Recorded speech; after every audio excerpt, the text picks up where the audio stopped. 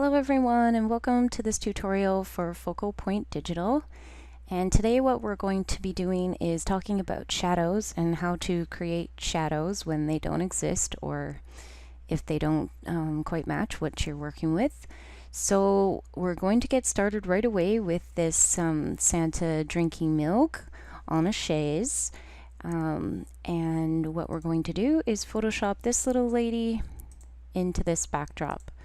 So without any further ado, we're just going to get started. We're going to use the Quick Selection tool, which is a fantastic and amazing tool here in Photoshop.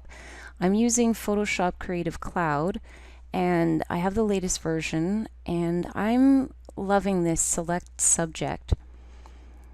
Photoshop has really gone out of their way to create an amazing technology to find your subject for you. It's not always perfect, so I'm going to come into Select and Mask, and I'm just going to run around the edges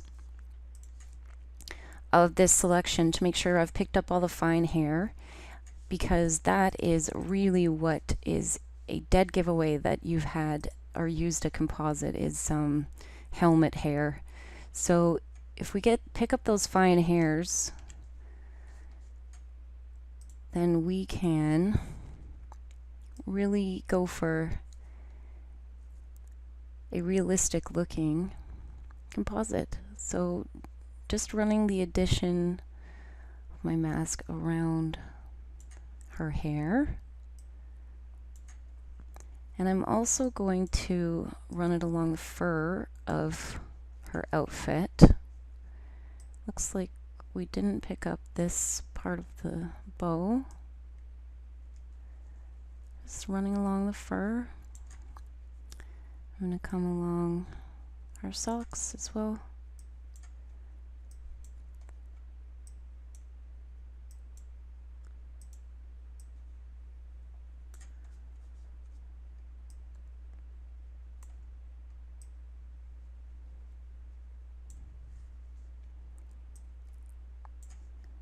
Okay, beautiful. And anything else we need to refine, we can do that when we get her into the backdrop. I can see part of her eye needs to be added back here, but that's okay. So I'm going to output to New Layer with Layer Mask and click OK. And there we have our selection. So I'm going to pick up this selection and I'm going to drop it right into this backdrop. And I'm going to Control T and hold the Shift key down to resize her. And she's about a 6-month-old, so she's not going to be super big, and I'm putting her back from Santa a little bit so that her eye line is meeting a logical area of the backdrop to be looking at, and then I'm just rotating her a little bit. Just again, working with her eye line here. And I'm liking this placement. And now what I'm going to do is come in and refine this mask. If you want to see your mask, you can always click the backslash tool or backslash key. That's up to you. I can see here we need to go back and add her eyeball for sure. Part of her face is gone. So I'm going to click on her mask and I'm going to come over to the white and the white brush tool, and I have a very small soft brush here to add back the parts of her face that Photoshop removed. I need that second eye for sure.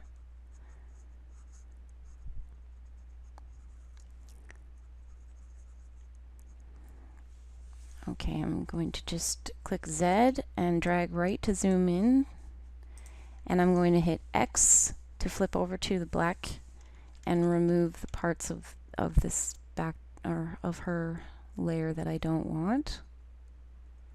Just ever so gently paint around.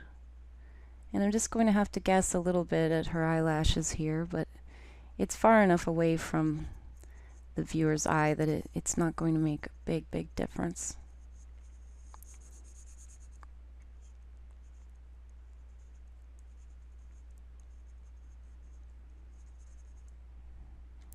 Make it nice and small here and just There we go. Try to get as close as we can. I'm just going to click the magnifying glass and back out. I do see a few little things here on her dress that I could fix. I'm going to come over to her layer and click on the spot healing brush tool and just click away at these white specks. Not the end of the world if you leave them. I'm a little bit picky. I like to remove stuff like that if possible. I'm not going to torture you by removing all of them here at this time. So we'll just pretend that I finished them all up. You can do that. You can leave them. It's completely up to you. I'm just going to go back to her mask and remove this one dark spot here. So back to the black palette. I'm using the right bracket key to increase my brush size. Just a little keyboard shortcut for you. And right about here.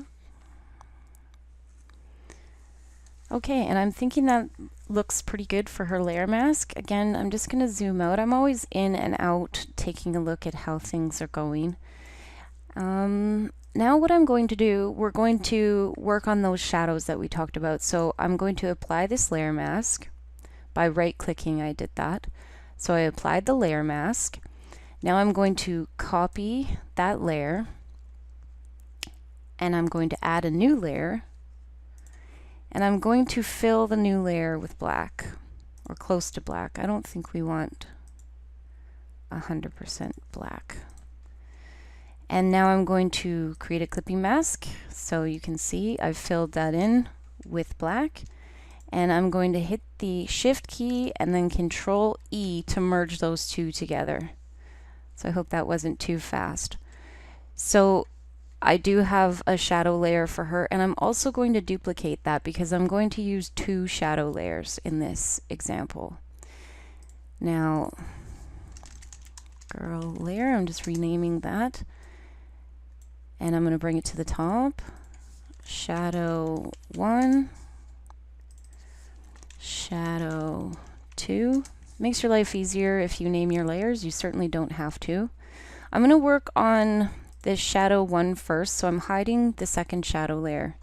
Now, we're going to look in here at the direction of light, and I can see that the direction of light is coming this way. And I know that because the light is the shadow is falling here from Santa's knee. And so what we need is shadows on that same side of our subject. So I'm clicking on that layer, and I'm just going to use my arrow key to nudge the layer over. And it looks a little harsh right now, not to worry. But we want a similar angle to what we're seeing here. So it definitely would be falling down off her legs and behind her. So I'm happy with that. Now what I'm going to do is go into Filter, Blur, Gaussian Blur, and I'm going to blur it quite a bit.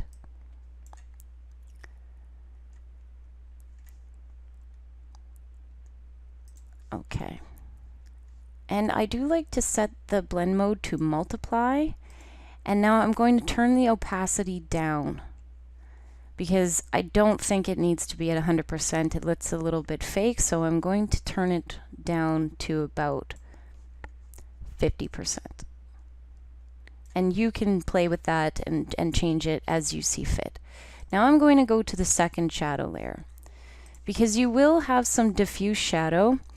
And closer to the subject, you will have a little bit of a harder line where they meet where they're sitting or laying or what have you. So I'm going to add in a second shadow, and I'm just going to nudge it over again, very close to her, and I'm going to blur it, not as much as the last one. I'm going to blur it just minimally, about 5 pixels, and then I'm going to turn the opacity down again.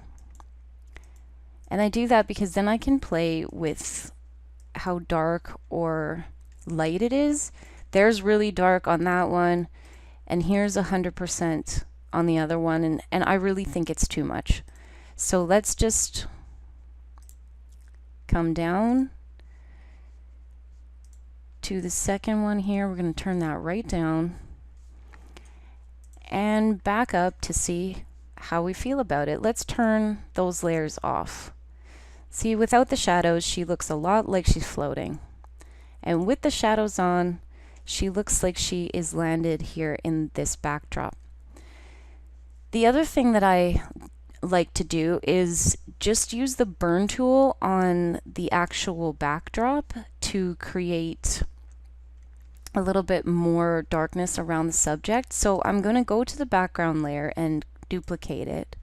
And then I'm going to create a layer mask by holding down the Alt key and clicking the layer mask, and then go to blend mode multiply.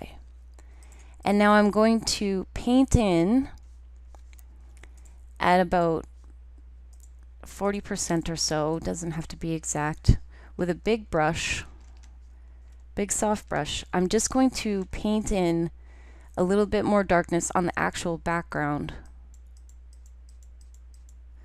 where she might be casting a shadow.